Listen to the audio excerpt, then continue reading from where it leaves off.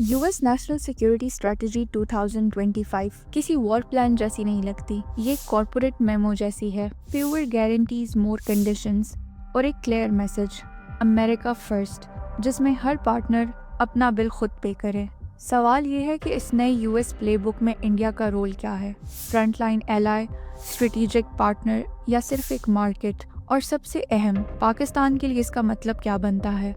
अगर carefully read करें तो शिफ्ट बिल्कुल वाज़े है। वॉशिंगटन अब हर जगह ट्रूप्स डिप्लॉय करने के मूड में नहीं, फोकस अब इकोनॉमिक रेजिलियंस पर है, सप्लाई चेन्स, इंडस्ट्री, टेक्नोलॉजी और स्टैंडर्ड्स। चाइना अभी भी मेन कॉम्पिटिटर है, लेकिन पहले की तरह इसे मिलिट्री एनिमी की तरह फ्रेम नहीं किया गया। रियल बैटलफील्ड टैंक्स और मिसाइल्स नहीं, फैक्ट्रीज, चिप्स, क्रिटिकल मिनरल्स और ट्रेड रूट्स हैं। एलाइज के लिए मैसेज बहुत सिंपल है, डू मोर, बर्डन शेयर करो, ब्लैंक चेक्स एक्सपेक्ट मत करो। ये अलायंस पॉलिटिक्स कम और ट्रांजैक्शनल स्ट्रेटजी ज़्यादा लगती है। इंडिया एनएसएस में मेंशन है, लेकिन किसी ड्रामेटिक टोन के बगैर। न्यू दिल्ली को ट्रीट किया गया है एक इकोनॉमिक और टेक्नोलॉजी पार्टनर के तौर पर, ना कि एशिया में यूएस का मिलिट्री प्रॉक्सी। हाँ, कॉर्पोरेशन है, Quad, supply chain resilience, defence production और क्रिटिकल मिनरल्स पर, मगर एक क्लियर रेड लाइन भी है। No expanded US military guarantees, no promise कि अमेरिका इंडिया की लड़ाई लड़ेगा। मैसेज ये है कि यूएस चाहता है कि इंडिया स्ट्रांग हो, लेकिन ज़्यादातर अपने दम पर।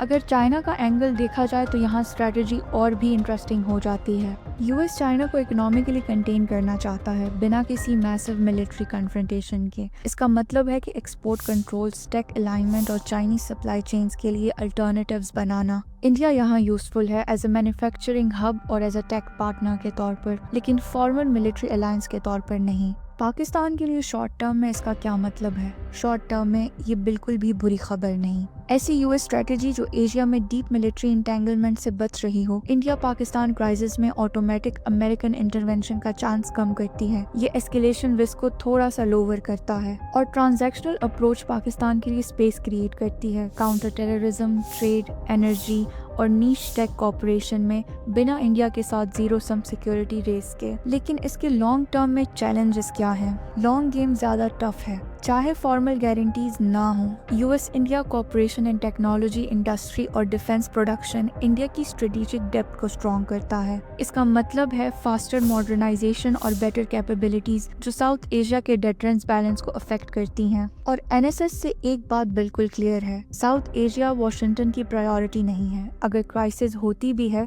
तो अमेरिका शायद रेफरी बनकर फौरन नहीं आएगा। तो क्या ये पाकिस्तान के लिए एक अच्छी खबर है या बुरी? इसका सीधा जवाब मिक्स्ड है। कम यूएस एंटेंगलमेंट का मतलब कम इमीडिएट प्रेशर है, लेकिन फ्यूचर उन स्टेट्स के हक में है जो टेक्नोलॉजी, इंडस्ट्री और इकोनॉमी सिक्योर करती हैं। अगर इंडिया ये गेम जीत जाता है तो पाकिस्तान का स्ट्रेटेजिक मार्जिन नैरो हो जाएगा। इस सब में पाकिस्तान के लिए 3 क्लियर स्टेप्स हैं। सबसे पहले ये कि पाकिस्तान अपनी पार्टनरशिप्स डाइवर्सिफाई करे। चाइना ज़रूर, लेकिन साथ टर्की, गल्फ स्टेट्स, यूरोप और सेलेक्टिव यूएस इकोनॉमिक एंगेजमेंट भी।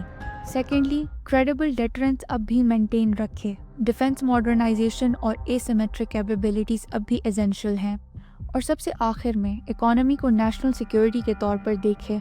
Industrial policy, manufacturing, supply chain integration और सबसे अहम, एक्टिव डिप्लोमेसी। बॉटम लाइन ये है कि एनएसएस 2025 इंडिया को यूएस का मिलिट्री प्रॉक्सी नहीं बनाती, ये इंडिया को इकोनॉमिक और टेक्नोलॉजी पार्टनर बनाती है। पाकिस्तान के लिए डबल एज सॉर्ड है, शॉर्ट टर्म में थोड़ी रिलीफ, मगर लॉन्ग टर्म में टफ कंपटीशन। इस नए यूएस प्लेबुक में पावर प्रॉमिसेस से नहीं आती, अपना बिल खुद पे करने से आती है।